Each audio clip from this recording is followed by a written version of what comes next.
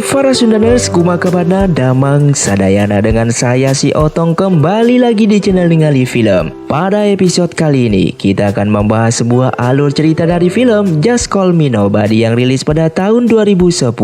Film ini menceritakan tentang seorang pria culun bermuka pas-pasan yang tidak mengerti ilmu bela diri sama sekali, yang nantinya akan menjadi petarung terhebat, terepik, dan terkeren. Untuk teman-teman yang suka dengan konten di channel ini, jangan lupa subscribe dan nyalakan lonceng notifikasinya. Dengan begitu, kalian tidak akan ketinggalan dengan video terbaru di channel ini. Dan tidak usah berlama-lama lagi, mari kita mulai ceritanya.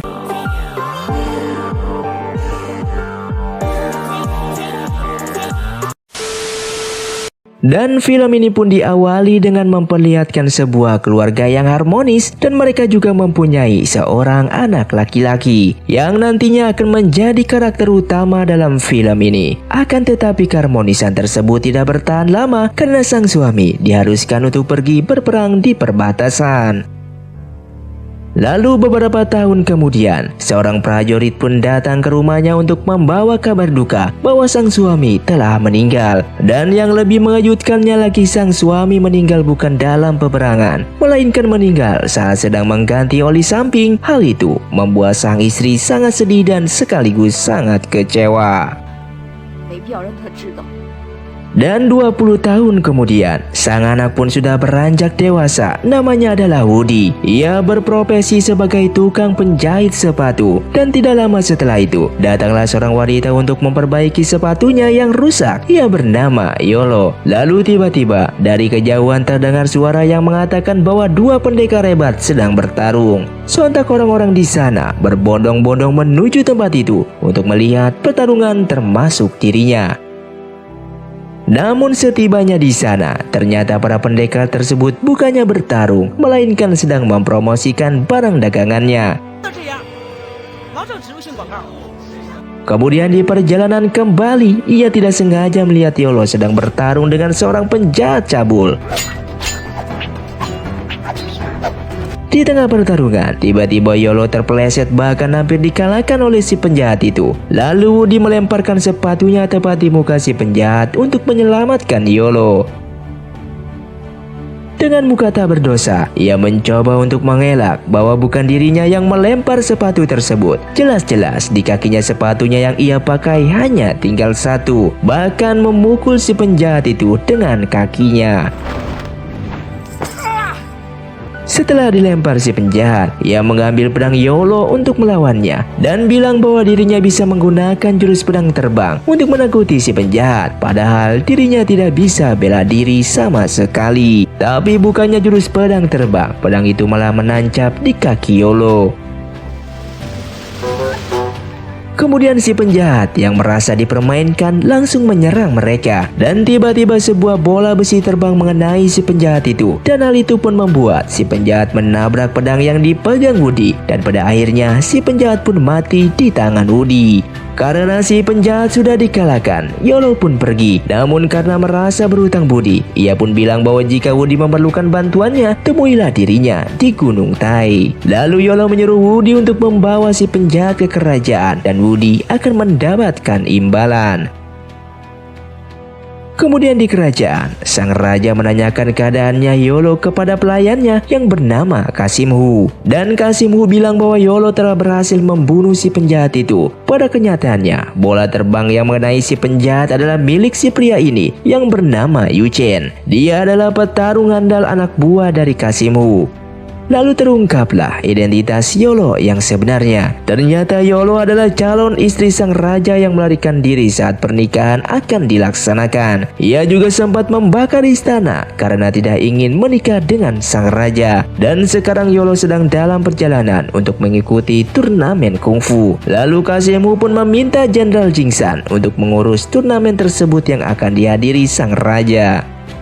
Dan ternyata Jenderal Jingsan adalah ayahnya Woody yang dianggap mati setelah mengganti oli samping. Dan nanti kita akan diberitahu alasan kenapa ayah Woody dikatakan mati lalu menjadi jenderal kerajaan. dan kembali ke Woody. Di sana ia sedang memperbaiki sepatu Yolo yang tertinggal. Lalu ibunya datang memarahi dirinya karena telah membunuh si penjahat. Sang ibu tidak ingin Woody mencampuri tentang bela diri, apalagi belajar kungfu, karena tak ingin Woody sama seperti ayahnya.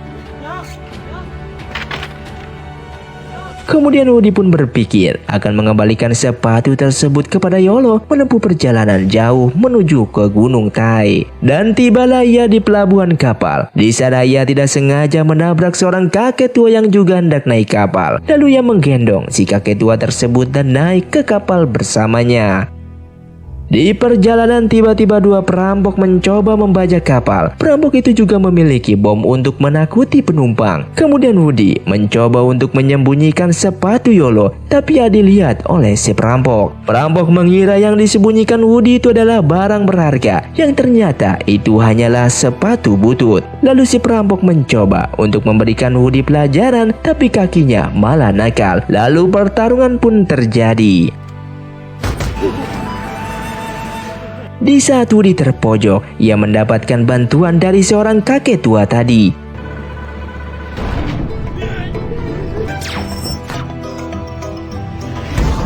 Si kakek tua itu adalah seorang ahli kungfu yang hebat, yang pada akhirnya Woody pun berhasil mengalahkan para perampok tersebut. Tapi Woody tidak menyadari bahwa dirinya dibantu oleh si kakek tua tadi. Setelah perampok itu pun pergi, si kakek tua pun menghampirinya. Tanpa Woody sadari, si kakek tua memberikan semua tenaga dalamnya kepada Woody. Lalu si kakek tua memberikan sebuah buku kepadanya. Melihat buku itu hanya ada tulisan yang tidak ia mengerti, ia pun membuang buku tersebut. Lalu buku itu pun diambil oleh seorang pemuda yang ada di kapal itu. Setelah kapal berlabuh, ia berjalan sampai larut malam. Di sana ia bertemu dengan seorang gadis yang ingin balas dendam atas kematian si penjahat cabul yang dibunuh Woody. Di sana ia diserang menggunakan racun oleh si adik gadis itu, tapi racun tersebut malah berbalik mengenainya.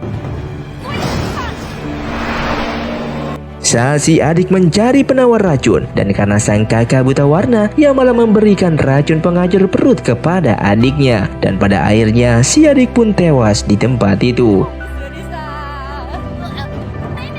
Karena kematian si adik, si kakak malah menyalahkan Woody. Lalu Woody pun melarikan diri hingga jatuh ke jurang. Di bawah jurang itu tepat menimpa seorang pria tua yang sedang mengembangkan kungfunya.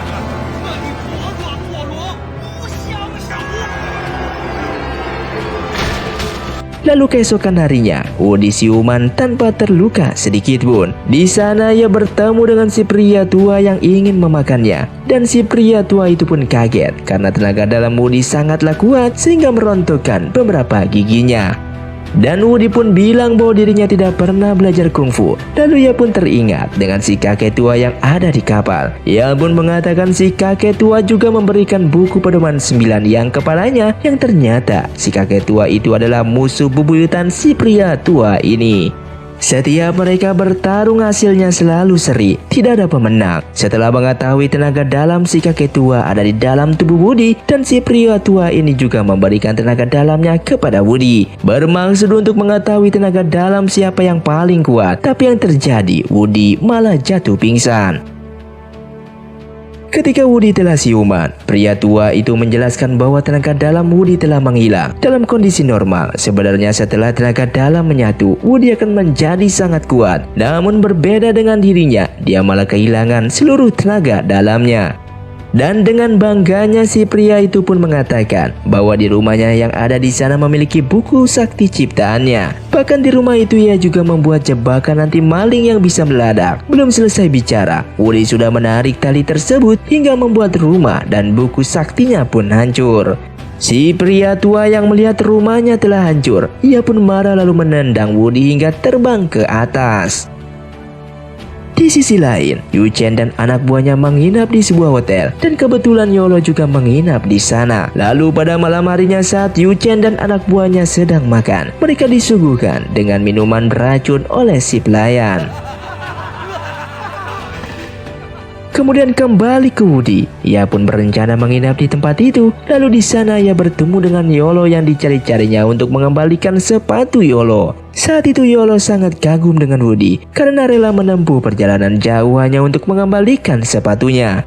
Di sana mereka dilihat oleh pelayan penginapan dan si wanita yang membuat Woody jatuh ke jurang. Mereka merencanakan rencana jahat kepada Woody dan Yolo. Kemudian mereka akan memasak untuk makan malam. Lalu Yolo bercerita bahwa dirinya lari dari pernikahan dan bosan hidup terus diatur. Dia ingin menentukan hidupnya sendiri dengan mengikuti turnamen kungfu. Tidak lama setelah bercerita satu sama lain, tiba-tiba mereka merasa pusing lalu jatuh pingsan. Dan ketika mereka sudah siuman, ternyata mereka sudah terikat di sebuah ruangan. Tidak lama setelah itu, si pelayan datang meminumkan mereka sesuatu, tapi itu tidak berefek kepada mereka. Di sisi lain, Yu-chan pun juga siuman dari pingsannya karena racun si pelayan. Kemudian kembali ke Woody. Ternyata si penjahat yang dibunuh Woody adalah kekasih dari pelayan itu. Ia melakukan semua ini untuk balas dendam karena kekasihnya telah mati dibunuh Woody. Dan ketika Yolo hendak disakiti oleh si pelayan, tiba-tiba datang seorang pria yang menyelamatkan mereka. Tidak lain si pria tersebut adalah orang yang mengambil buku Woody di kapal. Ia tidak sengaja lewat mencari penginapan tapi malah bertemu mereka. Woody pun bertanya dari mana ia belajar kungfu sehebat itu. Ia pun bilang bahwa ia belajar dari buku yang sudah Woody buang di kapal. Dan saat Woody hendak meminta buku ini kembali, si pria itu pun malah kabur dan bilang akan mengembalikannya 30 tahun lagi. Setelah mereka bebas, tiba-tiba Yolo berubah pikiran dan ingin kembali ke istana. Lalu di sana mereka pun berpisah. Kemudian Shin pun berpindah ke si perampok. Di sana ia ingin membeli pedang yang telah Yu-chan pesan. Dan setibanya Yu-chan di sana, kedua perampok itu pun ditangkap oleh Yu-chan. Kemudian setelah Woody kembali, di sana ia melihat Yolo lalu ia dibawa ke rumah tua. Ternyata itu adalah gadis lain yang menyamar sebagai Yolo. Dia melakukan itu untuk mendapatkan penawar dari Yu-chan karena ia telah diracuni oleh Yu-chan. Setibanya Yu-chan di sana, ia langsung menghabisi mereka berdua. Berbeda dengan Woody, dirinya masih bisa berdiri setelah lehernya dipatahkan. Karena Woody memiliki leher super lentur karena terbiasa membaca komik anak-anak secara sembunyi. Setelah beberapa kali percobaan gagal, pada akhirnya Yu-chan pun membawa Woody ke penjara. Dan di penjara Woody bertemu dengan dua perampok yang ada di kapal. Si perampok itu pun kaget karena Woody pernah mengalahkan mereka. Dan pada akhirnya mereka pun berteman. Shin pun berpindah ke Yolo. Di sana ia mendapatkan surat bahwa Woody ada bersama mereka. Jika ingin menyelamatkannya, maka Yolo harus mengikuti turnamen kungfu. Kemudian di kerajaan, saat itu Kasim Hu sedang merencanakan rencana jahat untuk mengambil tahta raja. Lalu Jenderal Jingsan pun menolak dan ingin mundur dari tahtanya. Akan tetapi ia diancam oleh Kasim Hu bahwa jika ia mundur, maka Kasim Hu akan menyakiti Woody. Dan disinilah akan terbongkar alasan kenapa ayah Woody menjadi jenderal. Yang meninggal saat mengganti Oli sebenarnya adalah seorang jenderal. Lalu ia diperintahkan untuk menggantikan jenderal yang mati tersebut agar nama baik kerajaan terus terjaga.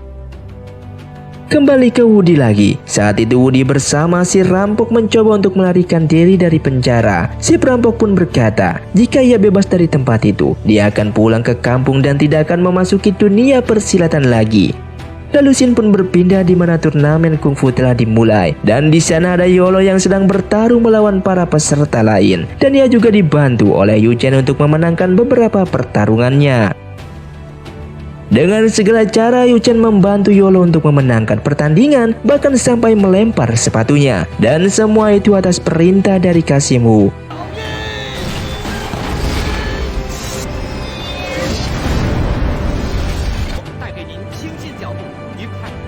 Kemudian kembali ke Woody dan pada akhirnya mereka berhasil melarikan diri dari penjara. Di sana mereka mendapatkan serangan dari prajurit yang diutus Kasim Hu untuk membunuh mereka. Lalu si perampok menyuruh Woody untuk melarikan diri dari tempat itu. Ia juga berpesan agar Woody mau membawa nama marganya yang bernama Dugu. Lalu si perampok terjun ke dalam air untuk meledakkan bom agar Woody dapat melarikan diri.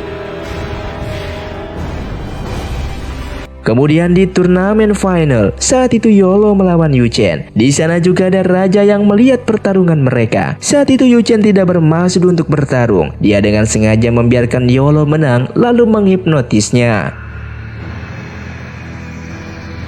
Kemudian di saat penerimaan hadiah yang diberikan langsung oleh sang raja karena hipnotis dari Yuchen, saat itu Yolo malah menyerang sang raja. Beruntung aksinya ditahan oleh para prajurit di sana. Tidak lama setelah itu, Jenderal Jingsan datang dan mengatakan bahwa Yolo sedang dihipnotis dan semua itu adalah rencana Kasimu yang ingin mengambil tahta raja. Karena rencana Kasimu telah terbongkar, pada akhirnya Kasimu pun membunuh Jenderal Jingsan. Kemudian Wudi pun tiba di tempat itu, bermaksud untuk menyelamatkan Yolo dan menantang Kasimu untuk bertarung, tapi dirinya dengan mudah dikalahkan hingga terlempar jauh. Lalu Yolo dan raja diikat dan ditahan oleh Kasimu. Tapi dengan cepat Wudi tiba di tempat itu lagi. Karena pukulan dari Kasimu malah mengembalikan tenaga dalam yang tersembunyi di dalam tubuhnya, yang ia dapat dari kakek tua dan pria tua. Lalu pada akhirnya Wudi menjadi kuat dan tak terkalahkan. Bahkan ia dengan mudah mengalahkan Yuchen. Dan pertarungan Wudi melawan Kasimu pun dimulai.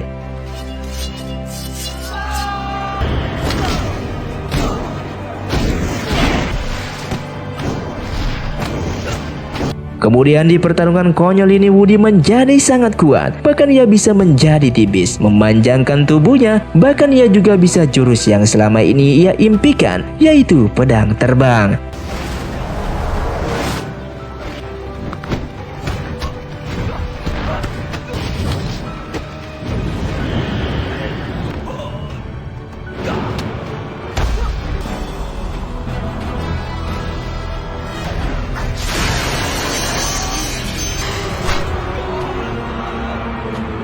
Dan pada akhirnya Kasimu pun dapat dikalahkan.